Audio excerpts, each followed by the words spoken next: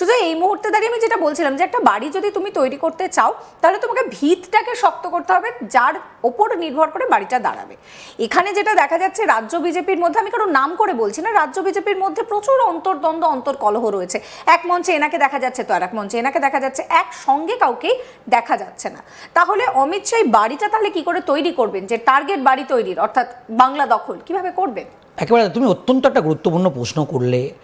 দেখো, এই রিপোর্টই কিন্তু অমিত শাহ নরেন্দ্র মোদীর কাছে কিন্তু এই রাজ্য থেকে পৌঁছেছে, এবং আরএসএসও কিন্তু এই রিপোর্টটা দিয়েছে যে একেবারে তাই, যদি 2026-এ এ রাজ্যে সংগঠনকে যদি দাঁড় করানো যায়, যদি যতক্ষণ না এক ছাতার তলায় শুভেন্দু অধিকারী, শ্রমিক ভট্টাচার্য, সুকান্ত মজুমদারকে আনা যায়, ততক্ষণ কিন্তু এ রাজ্যের বাংলা জয় করা অতটা সহজ হবে না। এই যে অন্তর্কলহর কথা তুমি বললে, এটা তো ঠিক।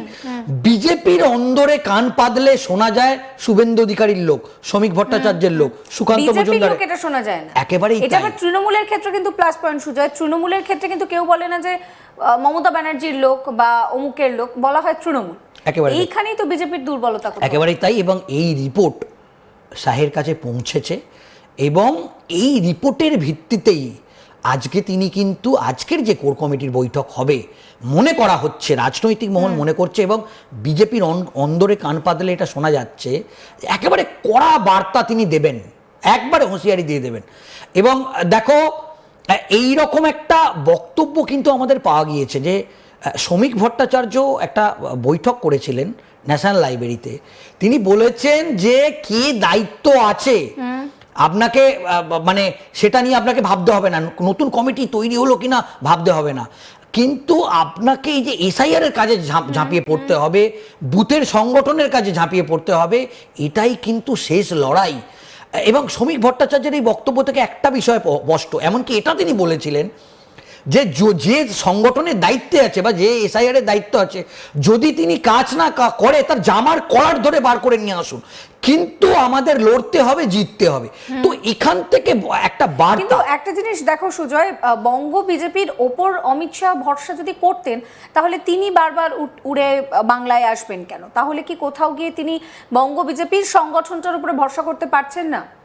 দেখো, তুমি যেটা বলছো তার মানে কিন্তু এটাই দাঁড়ায়, কিন্তু এটা কেন্দ্রীয় নেতৃত্ব বা আমরা আরএসএস এর তরফ থেকে বা বঙ্গ বিজেপির অন্দরের সূত্র মারফত আমরা একটা খবর পাচ্ছি।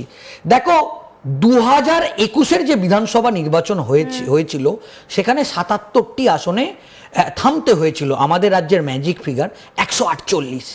কিন্তু 2021-এর যে বিধানসভা নির্বাচনে অনেক সিদ্ধান্ত, যে সিদ্ধান্ত অমিত শাহ তিনি এ রাজ্যের নেতাদের ওপর ছেড়ে দিয়েছিলেন, শুভেন্দু অধিকারীর ওপর বেশ কিছু সিদ্ধান্ত ছেড়ে দিয়েছিলেন, দিলীপ ঘোষের ওপর বেশ কিছু সিদ্ধান্ত তিনি ছেড়ে দিয়েছিলেন, কিন্তু সিদ্ধান্ত কিন্তু তিনি নিজের হাতে রাখেননি।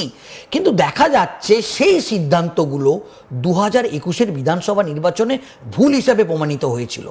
সেক্ষেত্রে আমরা বিহারের ক্ষেত্রেও দেখলাম যে অমিত শাহ পুরো বিহারে মাটি কামড়ে তিনি পড়েছিলেন, তিনি জনসভার উপর বেশি গুরুত্ব দেননি, প্রচার তিনি অন্য নেতাদের দিয়ে করিয়েছেন, নরেন্দ্র মোদীকে দিয়ে ব্যাক টু ব্যাক সভা করিয়েছেন। দেখো, বিহারের ভাষা হিন্দি, তিনি নিজে হিন্দিভাষী, তিনি হিন্দিতে কমিউনিকেট করতে পারছেন। যে নেতৃত্ব সোনার বাংলাকে সোনার বাংলা বলছে, বাঙালির পালসটাই তো বুঝতে পারছে না। বাংলার পালসটাই যদি আমি বুঝতে না পারি তাহলে কিভাবে আমি বাংলাটা দখল করব? একেবারে তুমি যে কথা বললে, আরএসএস এই ফিডব্যাকই কেন্দ্রীয় স্বরাষ্ট্রমন্ত্রীকে তুলে দিয়েছেন যে অবশ্যই কেন্দ্রীয় স্তরে একটা নজরদারি থাকবে, একটা সর্বভারতীয় দল, সেখানে বিভিন্ন রাজ্য থেকে তাদের যে অভিজ্ঞ সংগঠক আছে বা আরএসএস এর যাদের নেতা আছে তাদেরকে নিয়ে আসা হচ্ছে এখানে সংগঠনের কাজে। কিন্তু আরএসএস এই ফিডব্যাকটা দিয়েছে, কিন্তু এখানকার শুভেন্দু অধিকারী, এখানকার সুকান্ত মজুমদার, এখানকার শ্রমিক ভট্টাচার্য, এখানকার দিলীপ ঘোষ, তাদের ওপর বেশি ভরসা করবে। তারা যেটা বলছে যে গ্রাউন্ড স্তরে, বুথ স্তরে তারা যে কথাটা বলছে কেন্দ্রীয় নেতৃত্ব তাতে যেন শিলমোহর দেয়। এবং মোহন ভাগবত তিনি যে এসছিলেন যে, এবং উত্তরবঙ্গে বেশ কিছুদিন, দক্ষিণবঙ্গে অন্তত 2-3 দিন তিনি যে সফর করেছেন, মোহন ভাগবত তিনি আরএসএস নেতৃত্বকে বলেছেন যে আমাদের রাজ্যের যে 80,000 বুথ আছে, প্রত্যেকটা বুথে একজন করে আরএসএস এর কার্যকর্তা বা স্বয়ংসেবক তাদেরকে নামাতে হবে, বিজেপির ওপর ভরসা করলে হবে না। এবং বলেছে যে প্রচারকদের বলেছে যে আরএসএসের যে হিন্দু যে সংগঠনগুলো আছে, হিন্দু জাগরণ মঞ্চ থেকে শুরু করে যে সমস্ত হিন্দুত্ববাদী যে সংগঠন আছে তাদের সঙ্গে কথা বলুন, বলে একটা তালিকা তৈরি করুন এবং 2026-এর বিধানসভা নির্বাচনের আগে এই 80,000 বুথে মানে এই একজন করে কার্যকর্তা আপনারা নামান, যেটা আগামী দিনে 2026-এর পলিটিক্যালি মাইলেজ কিন্তু বিজেপি পাবে। এবং তোমাকে বলে রাখি আরএসএস কিন্তু একটা ব্যাকআপ দেবে এবং অমিত শাহ কিন্তু কেশব ভবনে একদিন যাচ্ছেন এবং কেশব ভবনে গিয়ে তিনি আরএসএসের এ রাজ্যের সব স্তরে নেতৃত্ব যারা কাজ করছেন, সিনিয়র থেকে জুনিয়র এবং বুথ স্তরের যারা নেতা, তাদের প্রত্যেকের সঙ্গে তিনি কথা বলে বাংলার যে পালসটা তিনি বুঝে নিতে চাইছেন। কিন্তু শুধু একটা জিনিস দেখো, আমরা এই আলোচনার শুরুতেই যেটা নিয়ে কথা বলছিলাম যে বিহারের যে মডেল, সেই মডেলটাকে তিনি বাংলায় একদম কপি পেস্ট করতে চাইছেন, যেহেতু বিহারে এই মডেলটা ফলো করে জয়লাভ হয়েছে। কিন্তু বিহারের রাজনীতির যে ধারা, যে প্যাটার্নটা রয়েছে, বাংলায় তো সেটা নয়। তাহলে সেক্ষেত্রে দাঁড়িয়ে কিভাবে অমিত শাহ এটা মনে করছেন যে বিহারের মডেল বাংলায় সাকসেসফুল হতে পারে? না, একেবারেই তাই। দেখো, এটা তো সত্যি বিহার এবং বাংলার মধ্যে অনেক কিছু তফাৎ আছে, ভৌগোলিক বলো, সব দিক থেকে সমস্ত দিক। সেক্ষেত্রে বিজেপির কেন্দ্রীয় নেতৃত্ব বা অমিত শাহর তরফ থেকে যেটা জানা যাচ্ছে যে সেখানকার যে টেকনিকটা, যে পদ্ধতিগুলো, যে সিস্টেমে কাজ হয়েছে সেগুলোকে ফলো করা হবে। কিন্তু আরএসএস আবার বলেছে, 100 বার এই কথাটা বলেছে যে 2021-এ যে পদ্ধতিতে এ রাজ্যে নির্বাচন হয়েছে সব কটা পদ্ধতি কিন্তু এই 2026-এ কিন্তু ব্যবহার করা যাবে না। সেক্ষেত্রে 2021-এ দেখেছিলাম যে বিধানসভা নির্বাচনের আগে শয়ে তৃণমূল কংগ্রেসের বড় বড় হেভিওয়েট নেতারা তারা বিজেপিতে যোগদান করেছিল, তাদেরকে টিকিট দেওয়া হয়েছিল।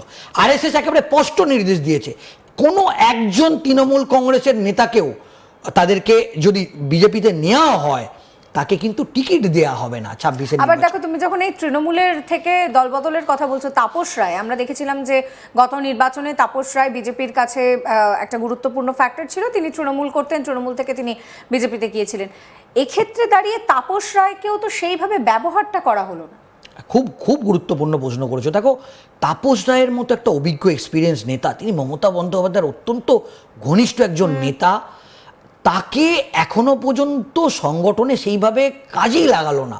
তাকে নর্থ কলকাতা সেভাবে দেখতে পাওয়া যায় না, তাকে হয়তো খুব সামান্য পরিমাণে দেখতে, কিন্তু তাকে যে বড় একটা দায়িত্ব দেয়া, এখন বলা হচ্ছে সাউথ কলকাতা এবং নর্থ কলকাতা জোনের তাকে কাজে লাগাবে, কিন্তু তাকে সেইভাবে বসিয়ে রাখা হয়েছে। কিন্তু তিনি যেহেতু তৃণমূল কংগ্রেসের মানে একটা এত বড় এক্সপিরিয়েন্স নেতা, শুভেন্দু অধিকারীর থেকেও সিনিয়র একজন নেতা, তাকে যদি বিজেপি কাজে লাগাতো তাতে বিজেপিরই সুফল হতো, কিন্তু তাকে সেইভাবে কাজে লাগানো হয়নি।